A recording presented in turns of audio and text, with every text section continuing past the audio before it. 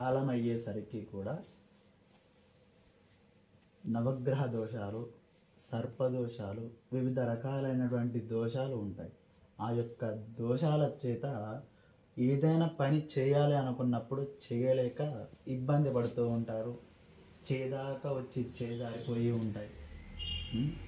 ఆ పనులు వాయిదాలు పడుతూనే ఉంటాయి. అలాగా ఎన్నో ఇబ్బందులు పడుతూ ఉంటారు. ఇలాగ ఎప్పుడైతే పూజా కార్యక్రమాలు చేసుకుని ఆ యొక్క దోష నివారణ ఎప్పుడైతే చేసుకుంటారో వారికి సవ్యంగా ఉంటుందన్నమాట.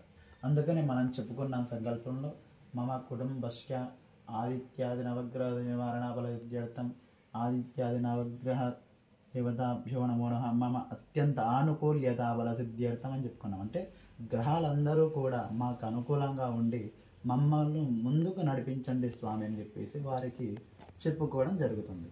తర్వాత మమ గృహేణ స్థిరలక్ష్మి నిత్య నివాస బల సిద్ధ్యర్థం అని చెప్పుకున్నాం. అంటే ఎప్పుడూ కూడా మన ఇంట్లో స్థిరంగా లక్ష్మీదేవి ఉండాలి. అంటే ఏం చేయాలి అంటే ఎప్పుడు కూడా ఇల్లు శుద్ధిగా ఉండాలి.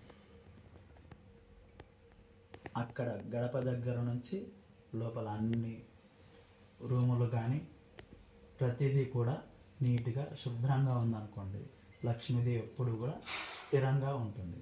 అటువంటి స్థిరలక్ష్మి అమ్మవారు ఎప్పుడైతే మన ఇంట్లో కొలువై ఉంటారో మనకు ధనధాన్య సమృద్ధి ఎప్పుడూ కూడా లోటుపాట్లు లేకుండా చూసుకుంటారు అమ్మవారు. అందుకనే అమ్మవారికి కూడా స్థిరలక్ష్మి నిత్య నివాస బలవిద్యార్థం అంటే మా ఇంట్లో ఎప్పుడు కూడా స్థిరంగా ఉండే అమ్మవారు అని చెప్పేసి చెప్పుకోవడం జరుగుతుంది. తర్వాత వచ్చేసి సర్వశత్రు నివారణ బల సిద్ధ్యర్థం అని చెప్పుకున్నాం. మనం చేసేటువంటి కార్యక్రమం ఏంటి? లక్ష్మీ నారసింహ సుదర్శన హోమం చేసుకుంటున్నాం.